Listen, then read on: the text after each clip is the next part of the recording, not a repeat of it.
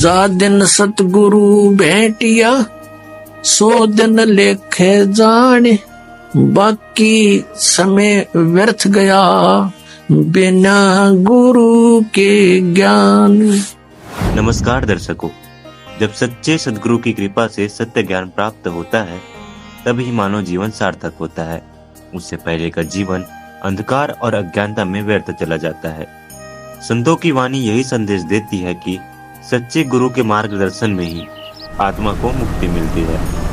11 मार्च 2025 को एक ऐसे महापुरुष का बोध दिवस है जिन्होंने न केवल दुनिया को वास्तविक आध्यात्मिक ज्ञान से परिचित कराया, बल्कि एक ऐसे लोक का भेद दिया जहां पहुंचकर मनुष्य जन्म मरण के चक्र से मुक्त हो जाता है।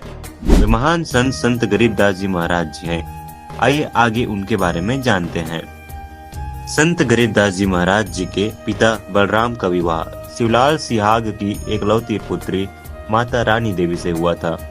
शिवलाल सिहाग के कोई पुत्र न होने के कारण उन्होंने बलराम जी से छुड़ानी में ही रहने का अनुरोध किया।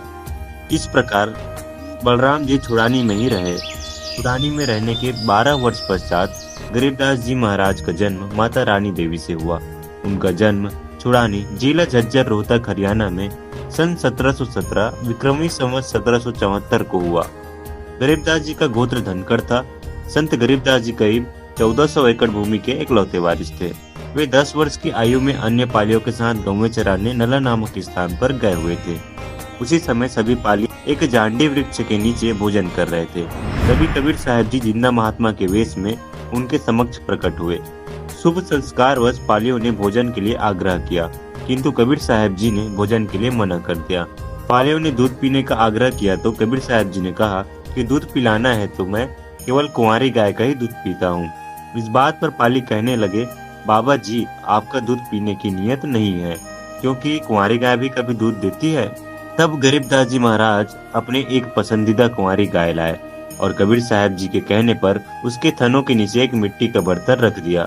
कबीर साहब के आशीर्वाद से वह दूध देने लगी।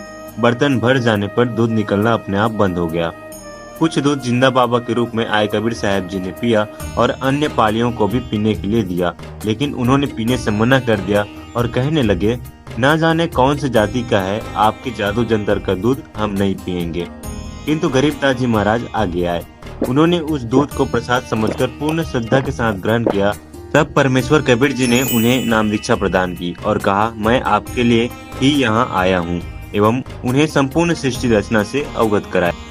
संत गरीबदास जी महाराज ने कबीर साहब से सतलोक के दर्शन कराने की प्रार्थना की। जिंदा महात्मा के रूप में कबीर साहब ने उन्हें श्री ब्रह्मा जी, श्री शिव जी, श्री विष्णु जी समेत ब्रह्मलोक तथा अन्य सभी लोगों के दर्शन कराने के तत्पश्चात सतलोक लेकर गए और परमात्मा का दर्शन करवाया। सतलोक में सिंहासन पर परम अक्षर ब्रह्म कबीर साहब विराजमान थे, जिनके एक रोमकूप का प्रकाश करोड़ों सूर्य एवं करोड़ों चंद्रमाओं से भी अधिक था। सतलोक भी स्वयं हीरे के समान स्वप्रकाशित था। गरीबदास जी महाराज को परमेश्वर कबीर जी ने स्वयं का परिचय करवाया और बताया कि वे सर्व सृष्टि के रचनाहार है तथा पूरी सृष्टि को, सभी पदार्थों को, सर्व लोकों को मात्र 7 दिनों में रचने वाला वे ही एकमात्र पूर्ण परमेश्वर है।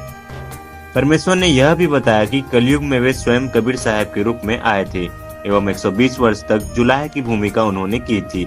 परमेश्वर कबीर साहब ने सर्व ज्ञान गरीबदास जी महाराज जी के अंतःकरण में डालकर पुनः संसार में अपना साक्षी बनाकर भेज दिया। जब जिंदा महात्मा रूप में कबीर साहब गरीबदास जी महाराज जी की आत्मा को सतलोक के दर्शन कराने के लिए लेकर गए थे, तब तक गरीबदास जी महाराज जी का शरीर अचेत रहा। उनका श्वास नहीं चल रहा था।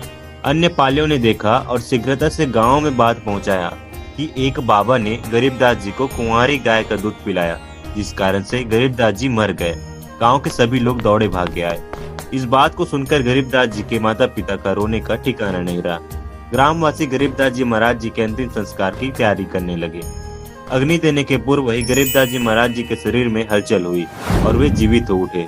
उन्होंने आसपास देखा और कहा, प्रपट्टन वो परलोक है जहाँ अदली सतगुरु सार, भक्ति हेत से उतरे पाया हम दीदार। उसी समय गरीबदास जी महाराज जी के पिताजी कहने लगे, बेटा तुम्हारी तो मृत्यु हो गई थी। तब गरीबदास जी कहने लगे, नहीं पिताजी, मेरी मृत्यु नहीं हुई थी। जो बाबा हमारे पास आए थे वो साक्षात कबीर परमेश्वर थे। वो मुझे सतलोक लेकर गए थे। अजब नगर में ले गया हमको सतगुरु आन, झिलके बिंब अगाध गति वहाँ सोते चादर तान।